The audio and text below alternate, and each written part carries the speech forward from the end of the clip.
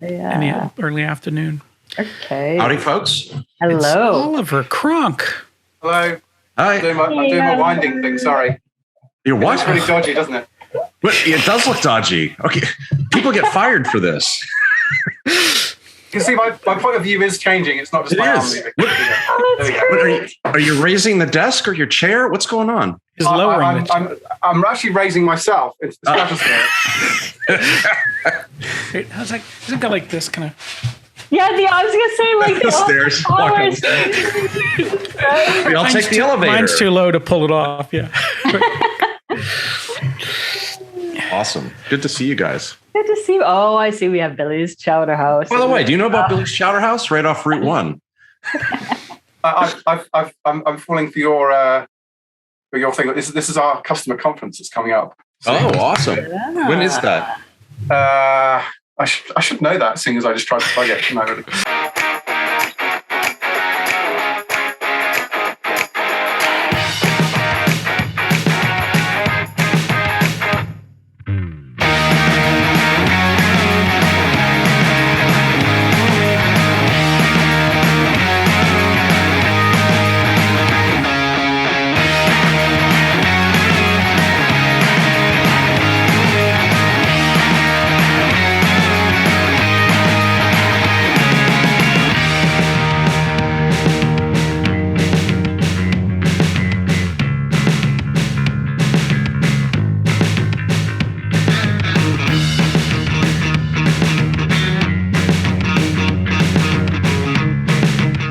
Hi, I'm Chris Lockhart. Welcome to another episode of Consulting Saying Things. I've got with me Phil Yanov, Whynde, Kuehn, and Oliver Cronk. We're talking today about the future of consulting. Clearly, obviously, COVID had an impact on the consulting business and continues to evolve through that. But there were a lot of changes underway well before COVID came along, and things with younger people, Gen Z, coming into the workforce and their expectations about how they're supposed to do their work, client expectations around how things should be delivered. The old way of sort of cost plus or time and materials versus fixed fee versus value based outcomes, and all of those different things have been changing how consulting has been done. And I think there's really some question whether the large firms are leading or playing catch up, or what they're actually doing in that space. And so I think it would be an interesting topic, guys, to talk about what does that look like? What do we think that looks like based on our experience? And then also, as Phil would say, what does it mean to the cat on the ground, right? That is living and breathing this, and how do they position themselves for what that looks like out into the future? So I wanted to talk about that. There's all you have to do is Google the future of consulting, and there's a gazillion articles that come up, and everyone, from Clay Christensen, all the way to consultancies themselves, right, coming up with here's what we think that looks like. But there's a lot out there. So we should add to that noise, right? And I think we should position ourselves as experts on this subject. So with that, I mean, what do you think, Oliver? I know you've worked sort of Big Four. What's your take on this? So before the pandemic, I spent 3 years at Deloitte looking at innovation for a part of the Deloitte business. And the big concern there was change was coming, that clients' expectations of the work and the services were changing, and that technology was the big reason for that. I think there still is a big concern that technology is going to come along and disrupt the model that is Big Four consulting, and other consultant firms I'm sure are similar. So I think all the things you've just talked about are true, and perhaps been accelerated by COVID. Like the work location is obviously has been a big shift, but I think even before COVID, there was talk of how much of the services we offer should be done by humans. How much should actually be automated? How much should this move from a person engagement to actually you go onto a marketplace, an online marketplace, and you choose the services that way. Does consulting get commoditized, and productized, and all these sorts of things were kind of questions we were, asking ourselves, and coming up with lots of experiments in everything from spreadsheet models all the way through to fully blown software as a service kind of online offerings. So, no, I think it's a very valid point. You're right. There's a lot spoken about it, but I think there is a lot changing, and I think here in the UK we've already seen most of the consultancies come out and say, right, no longer need to work in the office. You go and you work from home or wherever you need to work from, which I think has gone down pretty well. I think they needed to do that to continue to attract talent. Oliver, this was before the pandemic. What was the concern prior to the pandemic, right? I mean, because if I'm a consultant company, I think normally I'm looking along saying, man, this train is humming down the track, right? We know how to do what we're doing. We got people on board. They're paying us. What was the concern at the time? What dangers did you foresee? So there's the threat from technology firms that, Whynde touched on this before we hit the record button, but almost the Amazon for business services, right? So could consulting services or professional services get commoditized to the point where technology firms are now offering them? So they're taking the IP and, they're building AI models, or they're, building bots, or they're building whatever in order to kind of offer these services. So I think the big concern was, is our revenue stream sustainable in the medium to long term? This is actually genuinely the big firms looking at the long term. So I think, in the short term, things are going nicely. We've got a pipeline of clients, all good. But I think the looking out further, it was like, wow, in 10 years, the disruption we're seeing to our clients, that's surely going to come to us. And let's get ahead of that curve rather than playing catch up. Now, I think the interesting thing then is, how much of that do you try and do yourselves internally versus like looking at what's going on in the startup space and just sort of go on an acquisition spree? And so there's been I think I've seen a bit of that. You've seen almost certainly consultancies buying up data analytics, sort of niche sort of consultancies and other more technology enabled sort of players, so that their offering can be broadened out, right? So I think genuinely it was a medium to long term concern about revenues. Yeah, but as you go to that, right? If you're in a consulting firm, and I want to ask the question because I think you guys have this figured out. I don't think that I do, right? But in this space, right? Each of those, I'm as a consultancy, I'm adding skills all the time because I think I can sell those skills to other people. That's the way I'm headed down this, right? But those aren't structural changes. Today I need to add this, tomorrow I need to add that. That doesn't change how I do business. Do you feel like was there anything that was a larger concern? Because I think when we look at what COVID did, right, or it's not as much COVID as the response to it, the lockdown changed where people work. And now it's like, hold on a second, I still got to deliver value, but these cats are not all sitting in an office together anymore. And I got to figure out how to solve that problem, right? That's structural. The other piece of the equation was what they called the cost jaws problem, and that revenues were being squeezed, prices were being squeezed, and costs of labor, cost of consultants and salaries were going up. So there was this kind of concern that the profitability was being eaten away. And so actually the other dimension to this was, how do we make our consulting offerings more profitable so that they're more sustainable for the longer term? So there was kind of, two pieces to this. It was one, the kind of, we don't want to be completely blown out of the water and disrupted by some technical offerings coming to the marketplace. But also, if we project out our cost curve into the next sort of 5-10 years, it's not looking good. And we need to therefore change our operating model, automate the stuff that we can automate, and use bots and so on, and also make the job more appealing by taking away the kind of admin and grunt work, as it were, in inverted commas, so that the role is more exciting. Yeah. No, along that lines, like when I was at Booz, one of the things that was really prominent in the thinking is some of that commodity type work, right? Make the slide, align all the page numbers, all that sort of stuff should be like, we should have, and we would have like teams of people somewhere else doing that kind of thing, because to your point, it didn't make sense to be paying somebody X amount of dollars to be putting a period at the end of every sentence and that sort of thing.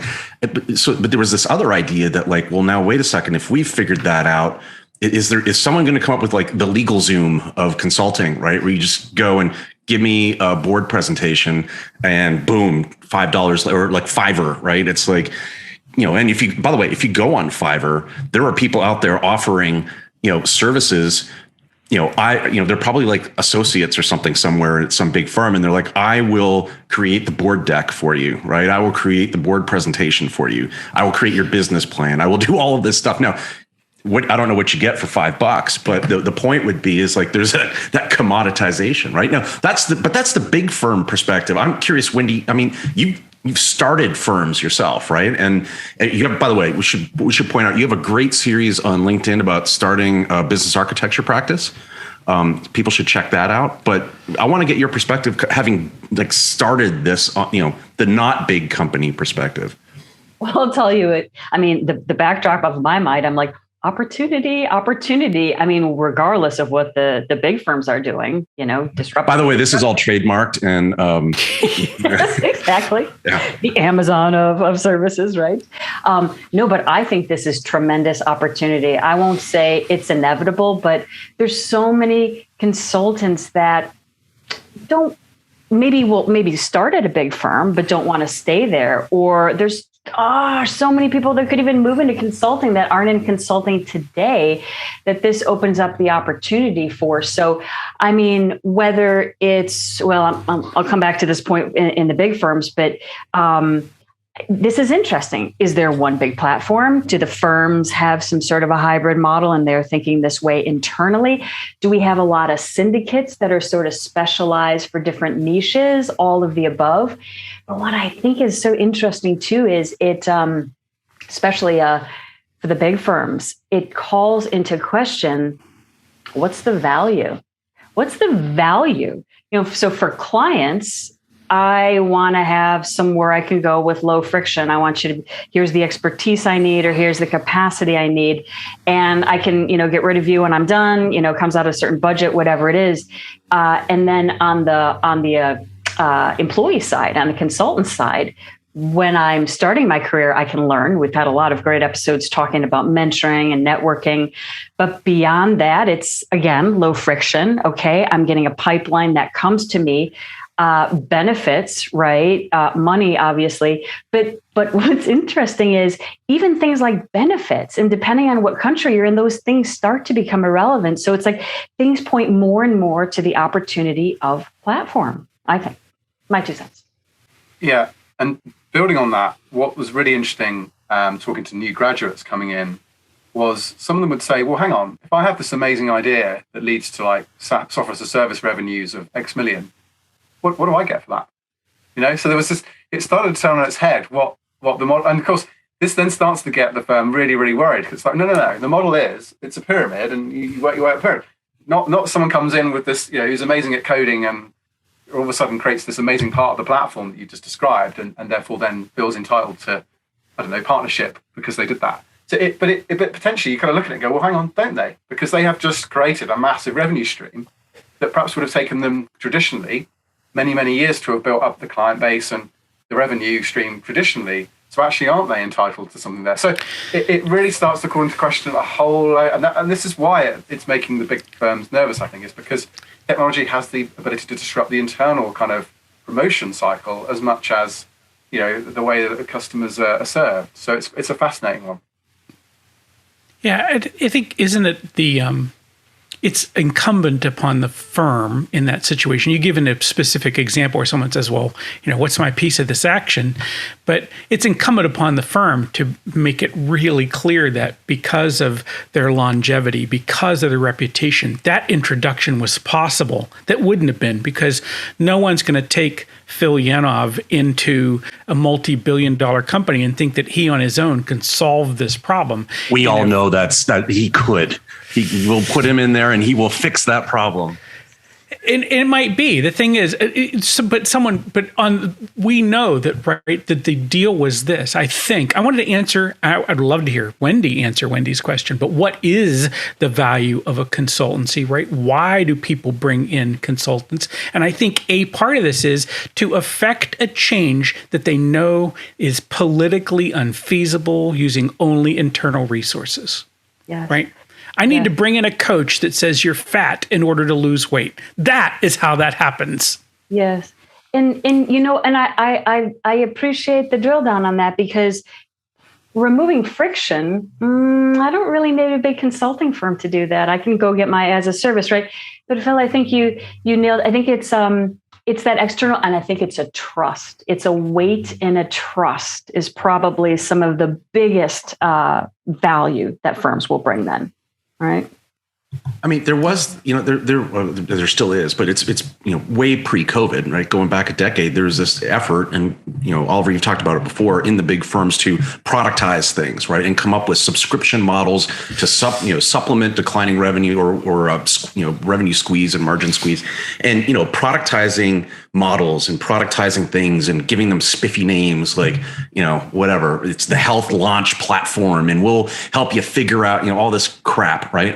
But the point of that is, I think historically the IT firms, the IT consulting firms, they were most at risk for the scenario you described earlier, because you got these people that normally write code. Now they're writing code for someone else. Maybe they could just write code for themselves, right? There's this whole thing. They can create their own stuff. I don't think that touched the big firms until, right, they started getting into the product space, because now you got people that are like, well, I can do this on my own. I can launch this, off on my own, and I can find smart people to help me. So I wonder, like, all of these things that we talked about, how is that going to change the future going forward? We've talked a little bit about the past, but how does that change going forward? How are these firms going to adapt, or will they die? So the problem they have to solve, right, is they have created their own internal religion, their shared fictive reality, right, of saying, listen, we all come together and we do this thing. We make big changes to big companies. And now people don't have to come to the church anymore. They're all separated. They're all out in the world. And everyone feels agency. And this is disrupting, I think, what's going on. And you got to figure out, how does the shared fictive reality of my large consulting firm, how am I still bringing value, not just to the customer, but to the consultants? Because that is how I get us all to act together. I also think the consultancies need to learn from how the internet has been shaped, right? I mean, I may have spoken about this before in previous episodes, but you think about now, the best consultancy firms with the remote sort of working model, the hybrid working model, need to look at things like the crowdsourcing sort of platforms that are out there, need to look at resource optimization and work scheduling and all that sort of stuff in an internet sort of based way. And if you look at how the Mozilla browser or how the Linux operating system was written, that was written with people all over the world, over the internet. So there's a degree of learning from some of these technical projects, and how do you kind of bring some of that to a consulting sort of organization and operating model, so that you can get the efficiencies of people working at scale, rather than relying on the in-person relationships and the in-person kind of communication channels of the past. So I think there's a bunch of things they need to figure out. But Chris, to your point, what will they look like, and will they disappear? I think if they embrace a kind of degree of digital product and solution mindset, and thinking about product managers as much as senior managers, right, within the firm, or thinking about how they codify or how they kind of go data driven, then I think they will survive. If they continue to try and sell the old model, I think clients are going to increasingly go, well, you're out of touch. I want someone who understands how to use analytics to solve this problem, how you can use AI models to look at my customer segmentation, or whatever the problem is that they're faced with. I think as long as that happens, or they're looking at acquiring perhaps innovative firms in their sector, if it's a retail example, if there's an innovative startup that's doing some clever stuff with pricing or retail pricing, whatever, they're acquiring that or looking at kind of replicating that in some way, I think they'll continue to be relevant. I think if they try and stay in the past, I think they'll get away with it in some industries, but certainly in tech and in pharmaceuticals and some of the other sort of faster moving industries, I just think they will struggle to remain relevant.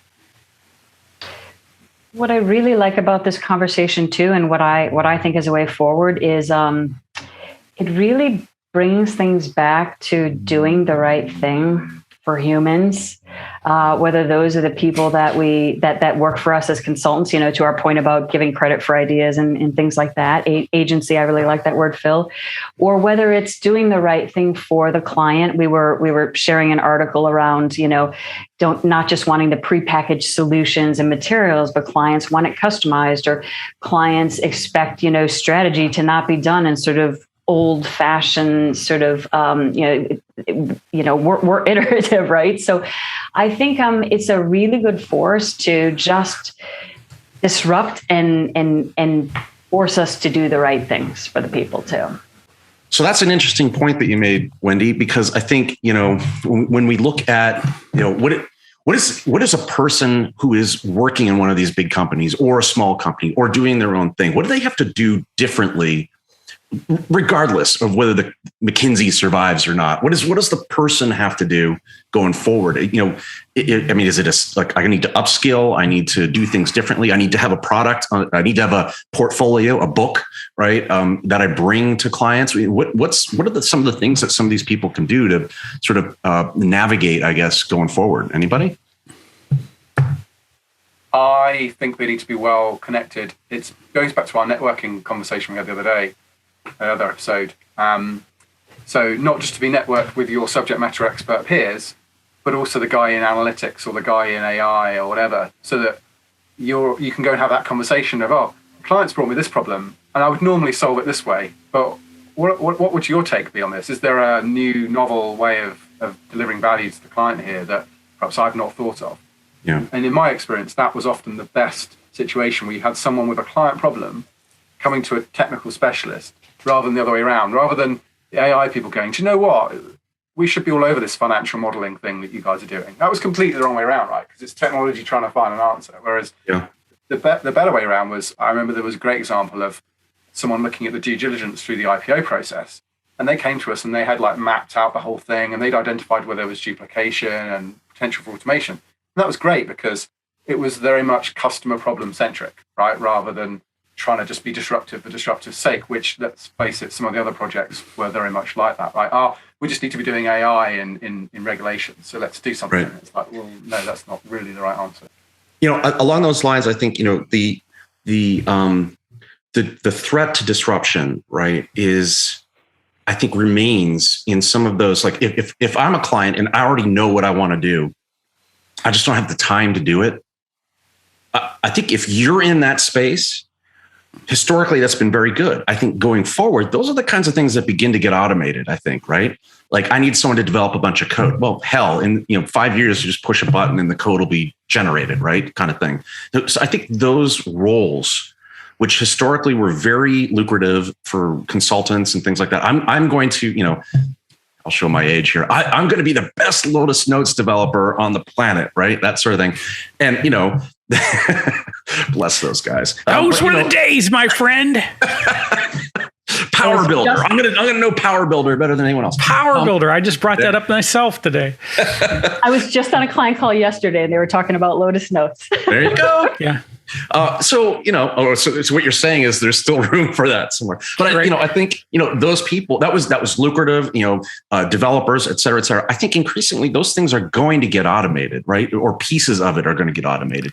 The whole DevOps way of dealing with development in an agile fashion and lots of automation, all that sort of stuff. I think there's room though on the end. I want your perspective on this because I think there's room on the other end for people that help clients think about problems that maybe the client didn't know they had, right? I don't know how you automate some of that. Well, that's the thing, isn't it? I mean, if you think about this, because when Oliver's talking, I'm thinking, could you really DoorDash your way or Uber your way to technology or to consulting projects? And the answer is no, because we're not performing the same discrete task again and again. We're performing a heuristically complicated task. And really what the consultancy is bringing is the ability to coordinate a wide variety of skills and capabilities into a space and get those people to do that thing. It's the ability to move together. Because look at it. These companies existed 50 years ago. They were just doing something different. They were doing it with different technology. But what you're really bringing to the table is the ability to coordinate and deliver a complicated task. I think that's the real promise. To your point, to Oliver's point, the simple stuff, the trivial stuff will be automated. Yes, we don't want humans doing stuff that we could have a bot doing easier. We want them thinking about the hard stuff so we can get better at what we do. That's my thinking. Well, that's the common sense answer, but unfortunately, a lot of firms are still stuck in that. But I don't want to automate the thing that I'm billing the clients several thousand, dollars an hour, or day, or maybe even an hour to do. So not everyone is on that page.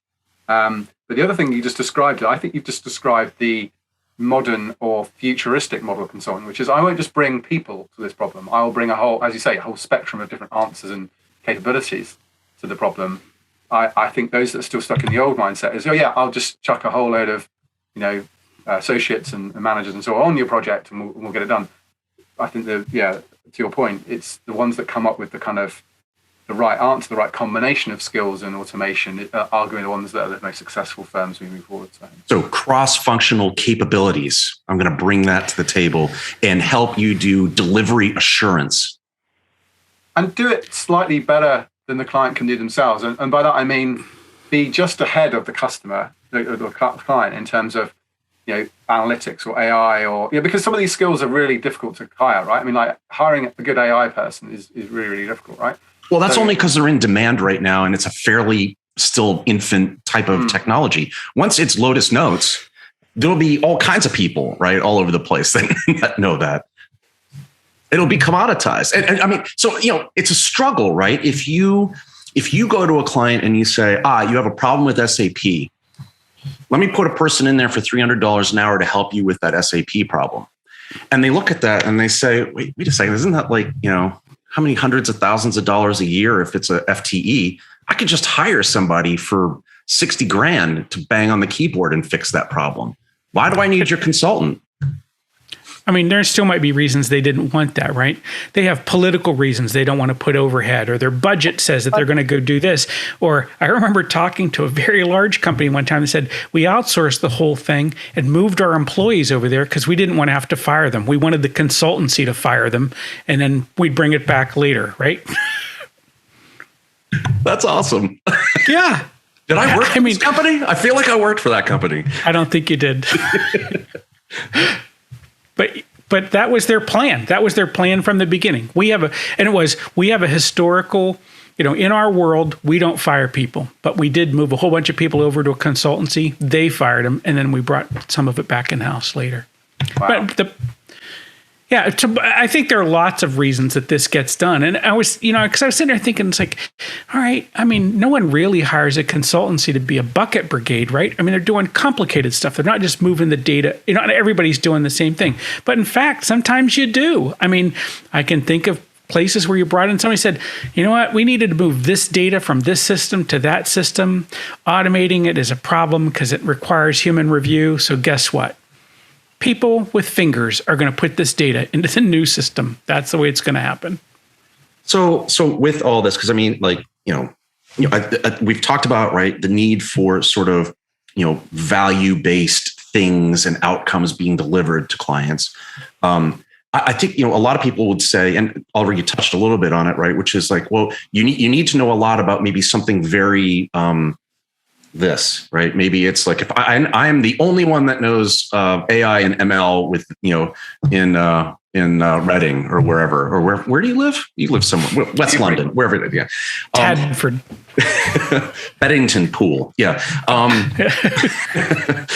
Right. It's like, if you're that guy, right? I mean, there's a period of time where that skill is going to be in real demand. I wonder though, about like focusing on a specific thing, even a specific industry, right? I'm the pharma guy, right? That's it's exactly like, how far does that really go, right? I think it's about choosing sort of some technical specialism and some industry specialism, if I can say that word, and just constantly sort of evaluating, is this, as a consultant, so for the cats on the ground, as Phil likes to say, thinking about, is my current skill set, does it still have currency, in the medium to longer term, or actually do I need to bring my existing sort of analytical or technical skills to a different industry that hasn't quite, grasped this yet, so a laggard industry, or is it actually time for me to look at the next shiny thing. I mean, obviously not getting too hooked on the overhyped technologies, but I think there is a blend of that moving forward. I don't think it's enough to just be a really, really good financial compliance person anymore. I think you've got to add something else to the mix. To the point where you niche down on that, right? You can actually charge more. I mean, at being old, I can remember points in my career where I went, well, if I add this skill set, I can raise my billing level. I can add a 0 to my billing rate. And I did. And that's what I did. And I think that still exists, right? Indeed. And just sort of maybe two underpinnings to that too. I mean, not to state the obvious, but the ability to keep flexing and flexing and flexing, because things are changing, new things are coming so much more often. So that itself is a skill, as well as I think what you guys were saying earlier around the problem solving and there's sort of ability to mentally play with business models and see things in modular, componentized way and productize things, because that is not only valuable thinking for clients, but even, what we can bring to the table as consultants.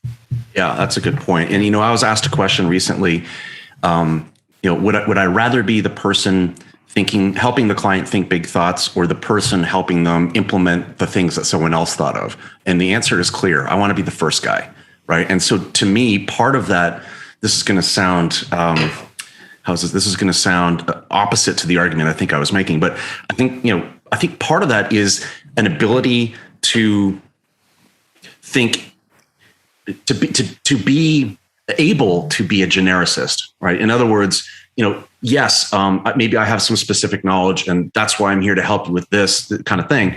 But I also need to be able to bring it up a level and think broader, right? That cross-functional thing. If I'm an Oracle guy and every answer is Oracle, like that's not going to work, right? I wouldn't want to do that. I wouldn't want to be that guy that I only have one answer and it's the thing that I know, right? I want to be the guy that's like, I'm okay with ambiguity. I'm okay with dealing with something that I've never dealt with before. I'll figure that bit out, right? And go from there. Getting comfortable being uncomfortable. Yeah, comfortable being uncomfortable. I think that's a key skill. That's going to be my final takeaway, by the way. So let's talk about what are your final takeaways? Well, Chris, I think my final takeaway is I'm going to just steal it. I'm going to rip it off, Oliver. Be comfortable with being uncomfortable, and I think you'll do fine. What do you guys think, Phil? What's your takeaway here? Your final thought for the cats on the ground? Well, I mean, I think in all of these, right? This isn't going away. There's not, maybe some stuff at the bottom falls off, et cetera. But for people who are good at understanding the pain of their client and coming up with a believable promise on how to take it and how to solve that problem for them and a believable future, the place they want to go, there's plenty of work. And I think this continues to be, and it'll be across different skill sets. And I really like the thing that Oliver said in particular, which was to, you've got to take your technical skills and map it against some industry knowledge. And though the money is made at the intersections, right? And again, you may not be at this money, the high value activities, right? Ability to live with impact, ability to do things that are interesting and valuable. Large groups of people are done at intersections. You know what? There's a book that actually comes to my mind that this conversation is inspiring. And it's called The Human Edge, so I can't take credit. But in this book, it talks about being a more human, right? And I think there's a lot of takeaways in that. And those are 4 C's: curiosity, creativity, consciousness, which is sort of like the broader meaning, and collaboration. And I think if we as consultants and employees really focus our growth and development around that, and if we as consulting companies remember that those are the important things, I think those are good ways forward. I think that's great. Oliver, final word, but you don't get to use the idea I ripped off of you. You can't say. No, that's fine. That's cool. You've outsourced that one. That's good. I did, yeah. No, I really like what Whynde just said, actually, the being more human piece. But I would add to that, how can you potentially be the product manager of the service you offer? Because if you can be the first to productize and become that sort of manager of that service or solution or whatever it is, then I think you're able to kind of get ahead of perhaps all the other people at the same grade as you who potentially will have to either go and look for the next industry technology cross-section that is relevant for them and their skill set, or will also be looking to be the product manager of the service that's become what you do. And of course, this depends on how creative versus sort of codified your sort of area already is. So in the kind of compliance space, it's lots of data, lots of modeling and things like that, which is one of the areas that I spend a lot of time in. In other areas, it's far more creative and it's not so commoditizable, if that's even a word. But yeah, no, my takeaway, I like what Whynde said about being human, because that's ultimately as people. If you're buying people in a consultant service, that element, as long as that exists, that piece is really, really important. But I think it's about looking at the future of what you do and how it's sold and how it's relevant to the consulting firm you work for. Good stuff. Thank you, guys. Phil Yanov, Whynde Kuehn, Oliver Cronk. I'm Chris Lockhart. We'll see everybody next time. And don't forget to go to the YouTube channel and click like and subscribe. And you too can find out all our new stuff every time it comes out. Thank you very much. See y'all later.